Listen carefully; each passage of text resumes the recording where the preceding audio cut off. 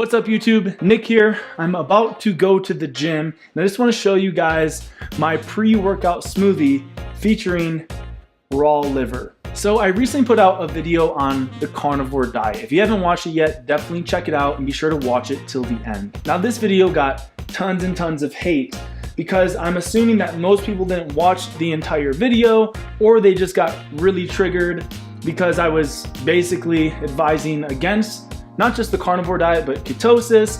And generally speaking, when somebody's really invested in something, they have a very difficult time when anybody else opposes their idea or their reality. They can't look at it objectively, accept it, and still disagree. So that's something in of itself. I was not trying to bash anybody's diet, but paint a complete physiological picture of what happens to the metabolism, to your biology when you enter chronic ketosis. And if you're so confident in your diet, then you should be able to, at least in my opinion, objectively hear another reality or another point of view without being offended. So I never meant to offend anybody. And something else that makes me think that people didn't really watch the full video was that, first and foremost, the first half of the video wasn't even going against the carnivore diet. It was just pointing out what could potentially go wrong if somebody goes on the diet without enough information. In other words, I was pointing out some of the common mistakes somebody might make on a carnivore diet, which more or less just pointed out a healthier way to do the carnivore diet and that there is such a thing as doing carnivore in a more unhealthy manner that's not going to really give you the benefits that most people are looking for. So if anything, most carnivore people could agree to at least half the video. And then I slowly got into some of the potential problems you could run into, and I sort of focused in on nutritional ketosis and how it mimics the stress metabolism that is present usually in diabetics, people with hypothyroidism, and even cancers. So I'm not going to go too much deeper into that subject. I just wanted to let everybody know that I'm not trying to bash anybody's diet. The whole point of my mission and channel is to bring people the truth about health, nutrition, and give a more objective point of view and try to get my emotions and subjectivity out of the way as much as possible. So I thought that that video would be helpful for anybody considering carnivore or anybody that might be having trouble on it in finding out how that diet particularly affects their metabolism. Now, something else I should have probably did in that video that I didn't do was give you a couple of self-parameters or self-testing that you could do to see how your diet is affecting your health. Basically, you know a diet is good for you if it's boosting the metabolic rate,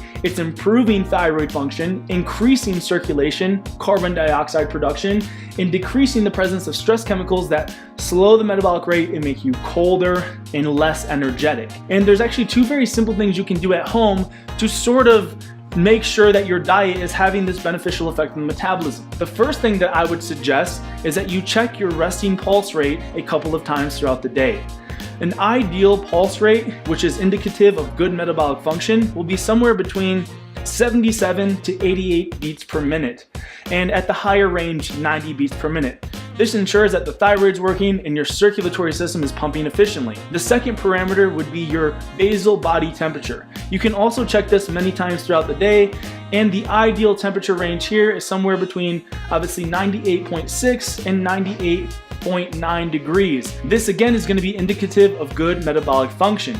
Anything below 98.6 is going to strongly indicate hypothyroidism, especially in the morning. So instead of just taking my word for it or even just listening to physiologists over the last couple hundred years, you can just check your internal body temperature and your resting pulse rate to see if your diet, whatever it is having a beneficial or detrimental effect on your health. Anyways, that's all I wanted to say about that. So let's get into this recipe using the raw chicken liver here. This is pasture chicken liver, organic, definitely stick to high quality, and hopefully you find this recipe to be a bit of inspiration. You see, oftentimes it's one way or the other. It's sort of like two conflicting opposing worlds, whether it's politics, nutrition, religion, etc. People always think that there's only two paths. In this world, the world of nutrition, at least from what I see, it's either carnivore and paleo or it's veganism. It's like there's only two ways, when in fact there are many different routes and there is such thing as the middle path.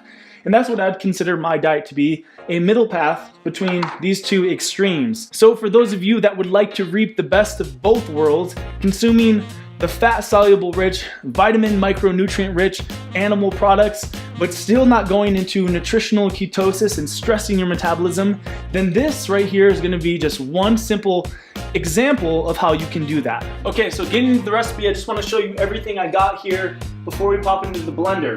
What we got here is a little bit of raw milk, grass-fed. If you can't get raw milk in your area, at the very least, get something that's grass-fed, something that comes from the Jersey or brown cow with the non-inflammatory A2 casein, and at least get it non-homogenized, which will improve the digestibility of it. The second thing I have here is some Maple Hill grass-fed, non-homogenized, whole milk, unsweetened yogurt. So I'm not the biggest fan of fermented or probiotic foods, which I'll explain in future videos, but I don't have any egg yolks and I just wanted to cream it up a little bit, so I'm gonna use that. The next thing I have here is some good quality coffee. Now I have the coffee to actually inhibit the absorption of the iron inside of the liver.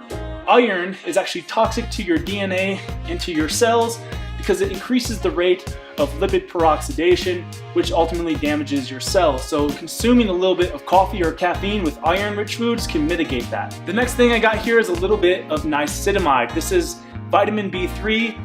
It's a substrate of niacin. The great thing about niacinamide pre-workout is that it inhibits the release of free fatty acids, which suppress metabolic function, or specifically mitochondrial respiration. Now you only want about 50 milligrams of that stuff. Any more will have negative adverse side effects. The next thing I have here is a little bit of high quality KSM 66 ashwagandha. Now this stuff has systemic benefits for any sort of athlete. It increases the cardiorespiratory function, it increases the production of progesterone and testosterone while decreasing the production of the muscle catabolizing cortisol. And lastly, just to help with the taste a little bit, I have some organic frozen strawberries and a little bit of local raw honey for sweetness, again to help with any bitterness that the liver might have. Okay, now making this is going to be a cinch. Basically, just add your liquids first.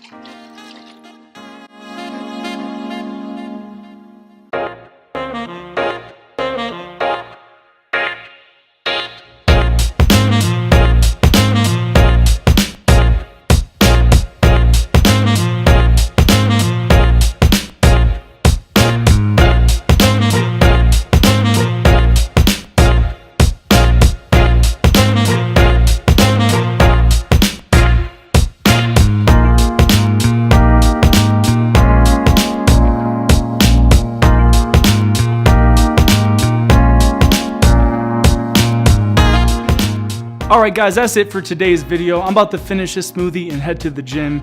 If you've enjoyed it, give it a big thumbs up. Subscribe to the YouTube channel if you are new here. And until next time, I'm Nick.